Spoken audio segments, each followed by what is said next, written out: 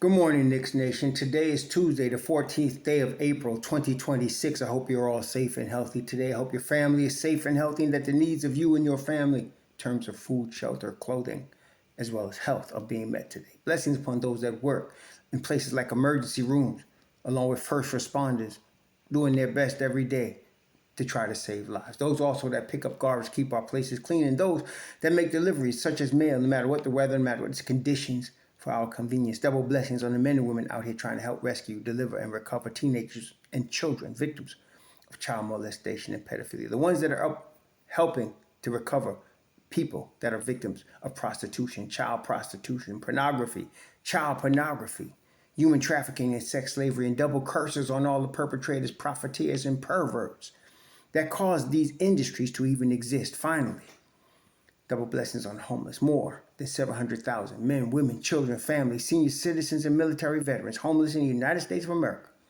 Blessings upon them, for theirs is the kingdom. As usual, during the course of the season, I mentioned many times how sick the media is with respect to the Knicks.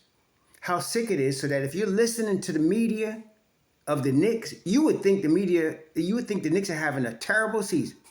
You would think that Karl-Anthony Towns is a role player, not even playing right. You would think that they're just sorry and soft and they're not going anywhere if you listen to the media.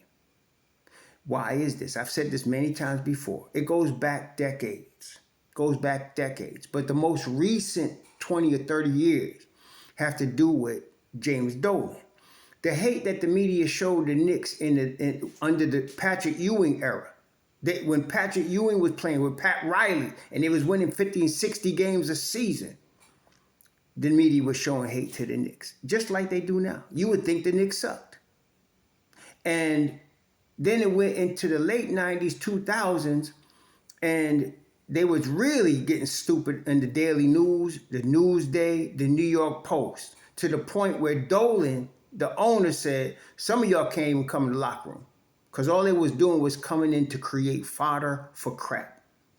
Okay? Since then, the whole national media got on Dolan. Since then, they was talking about Dolan should sell the team and Dolan doesn't know what he was doing, and they was just really going nuts on the owner of the New York Knicks, including Stephen A. Stupid. They always doing it. Dolan figured it out though. First thing he figured out was he don't know pro basketball. He thought he did, and he realized he didn't. The final stupid move he made, which he recognized, was trading away a really good team for one Carmelo Anthony and an Amari Stoudemire with two knees that couldn't even be insured at the time.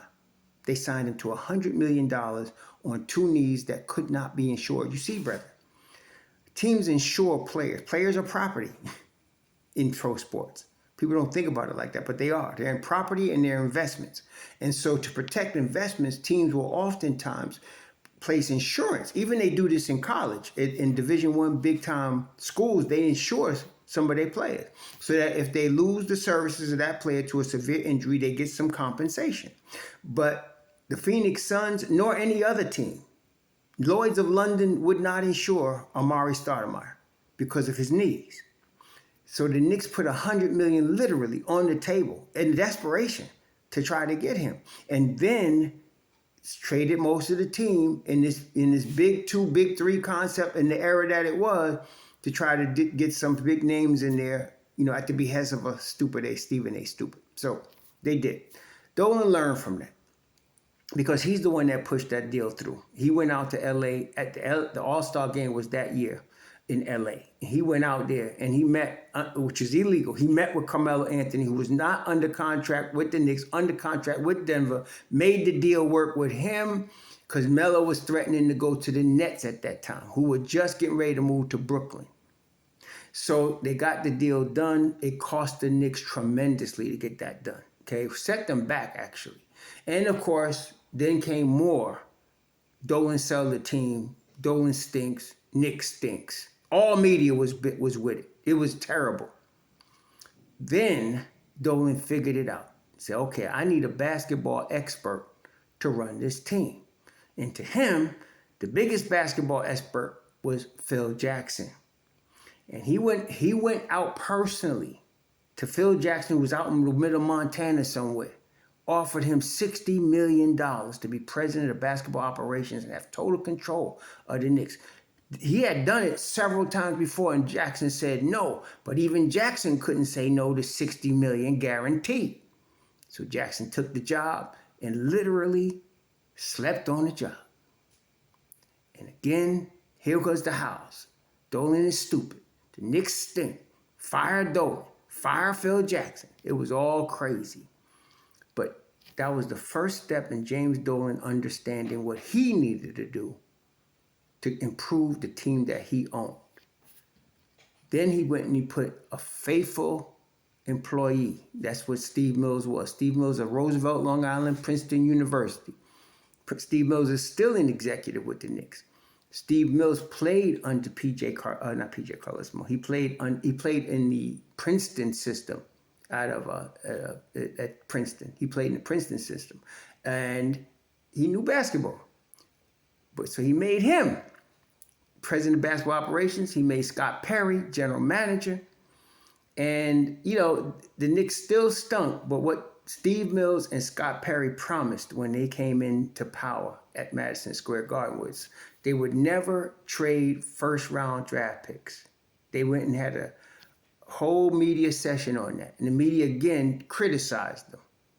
The reason they had to make that is because Isaiah Thomas, who James Dolan had trusted, was giving away first-round future picks like they was candy for mediocre players, injury-prone players that didn't fit, didn't work.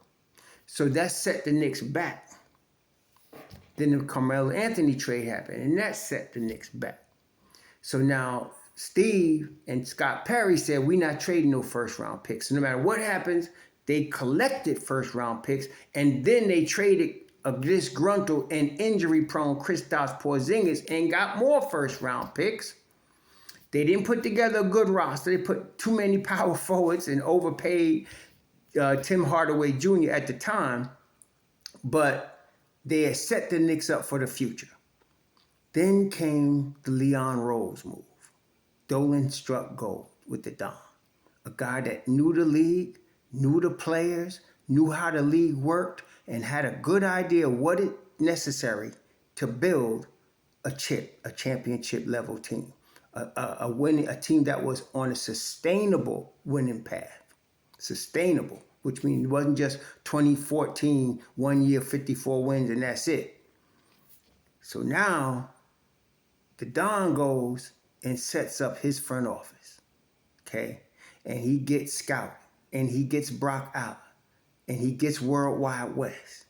And this is how sustainable winning is created. It starts in the front office. The owner picks a president of basketball operations that know what the hell he's doing, and that president of basketball operations build a management team. If you look at the Oklahoma City Thunder, I always mention Presti because he's the gold mine of this. He did it. The guy that stole the Knicks, Masai Ujiri knew what he was doing, which is why Toronto threw the bag at him to come up there, and they won a chip.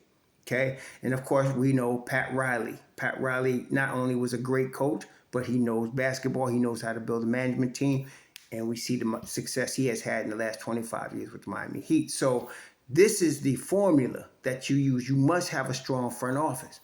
When he picked Leon Rose, there was a lot of speculation, as normal. Even myself, I had never heard of him. I had heard of him as an agent, but I didn't know anything what he knew about the NBA, about the league. But I did see that Golden State had did a similar thing in picking a former insider kind of agent type dude to help run their team, and they were successful. So that was the impetus behind James Dolan picking Leon Rose. It was like a copycat thing.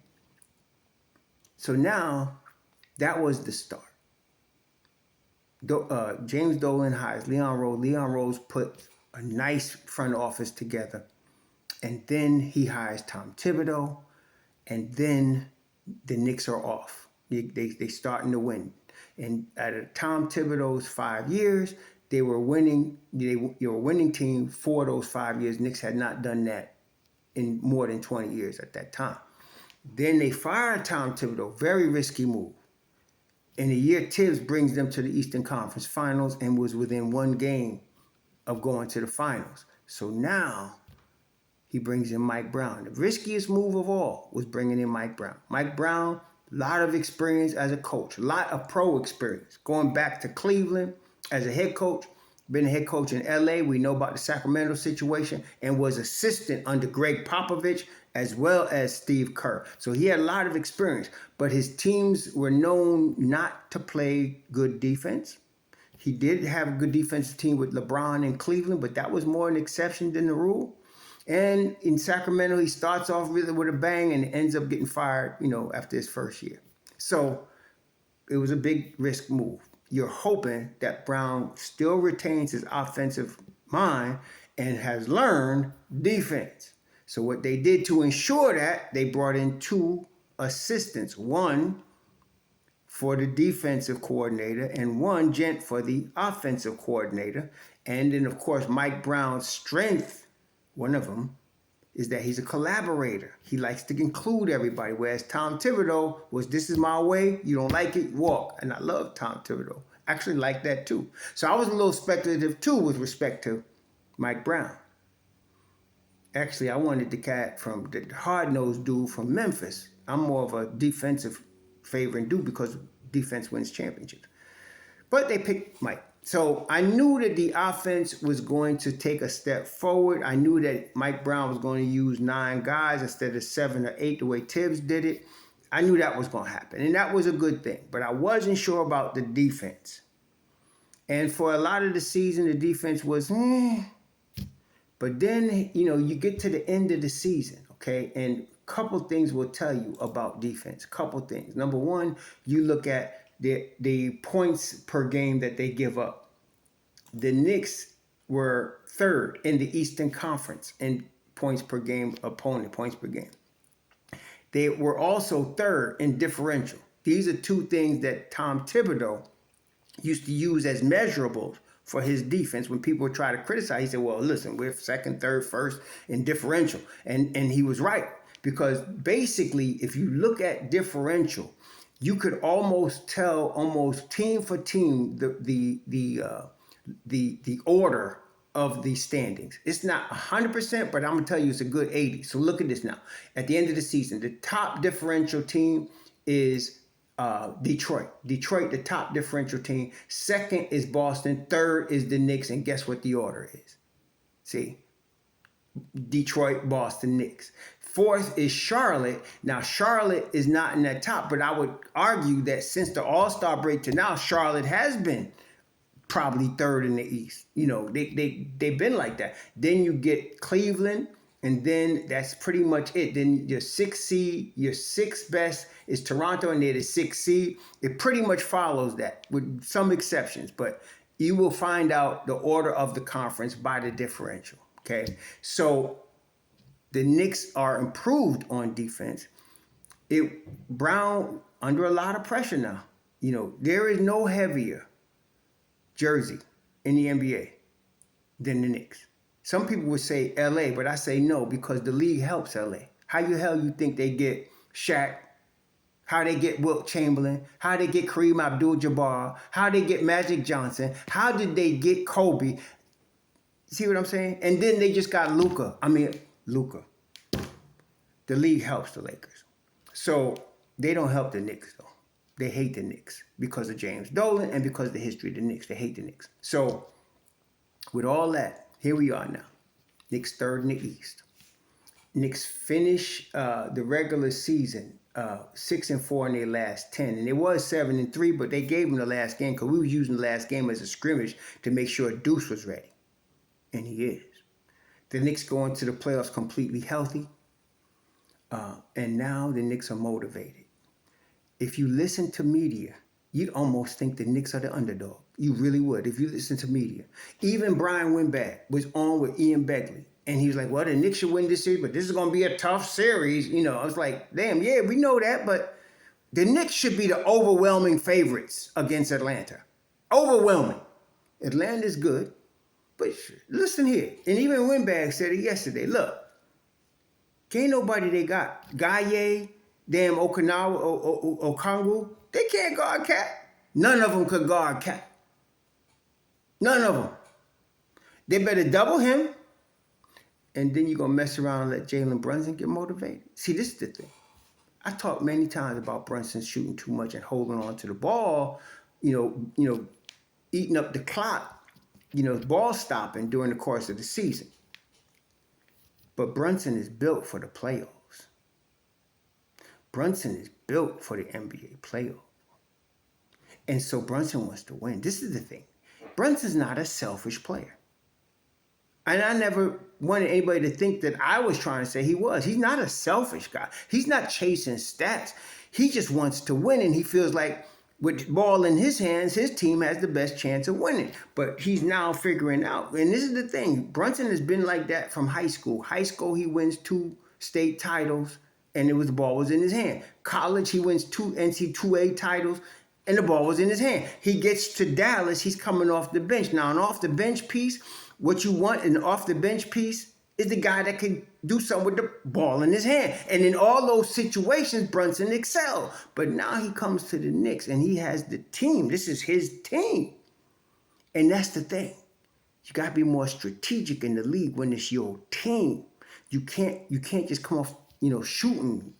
It's not, don't work like that. Especially when you got an unstoppable force at the 5 in Karl Anthony Towns. It took Brunson a while because even with that, he defaults to that because that's his competitive juices. That's the thing. There's a difference between a ball hog that's trying to be like Pete Maverick and just score every time and the guy that's so competitive he wants to win and feels like his team has the best chance with the ball in his hand. That's a difference.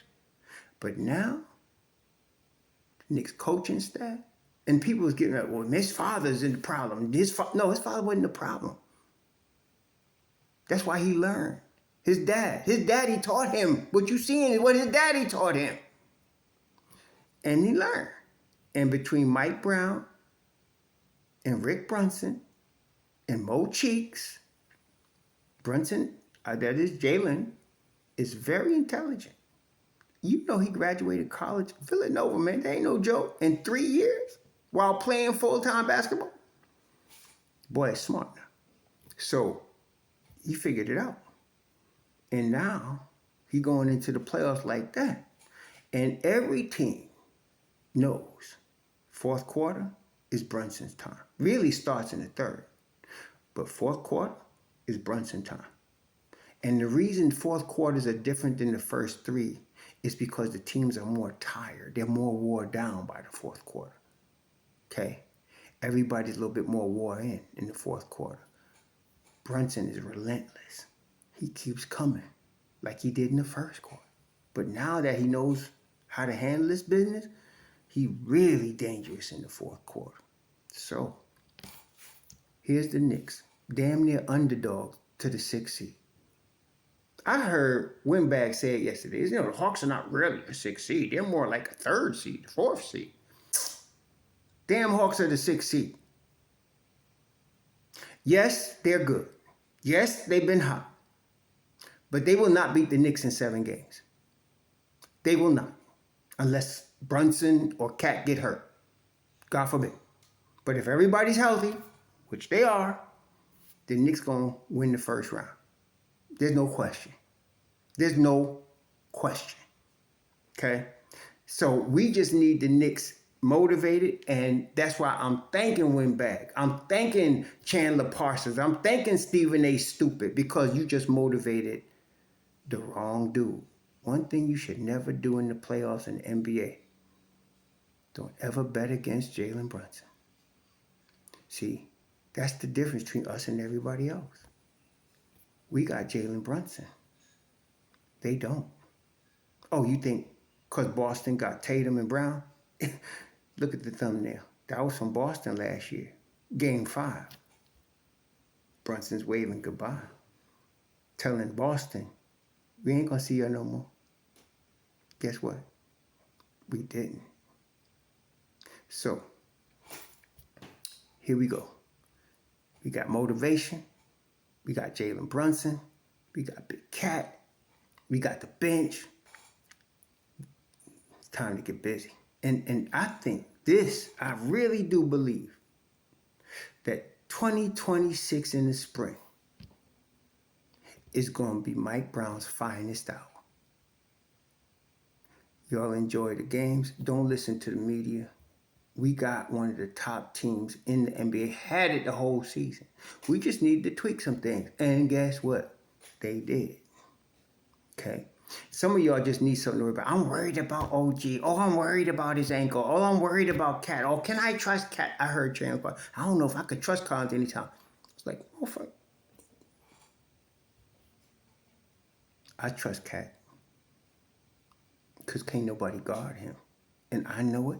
And he knows. And I heard one guy on the Knicks, not that they don't all believe it, but Jose Alvarado said it out loud. I stood up. I was in Washington, D.C., watching the Knicks play the Wizards, and they called timeout. And I stood up, and I was right behind the bench. I said, yo, Cat, can't nobody out here guard you.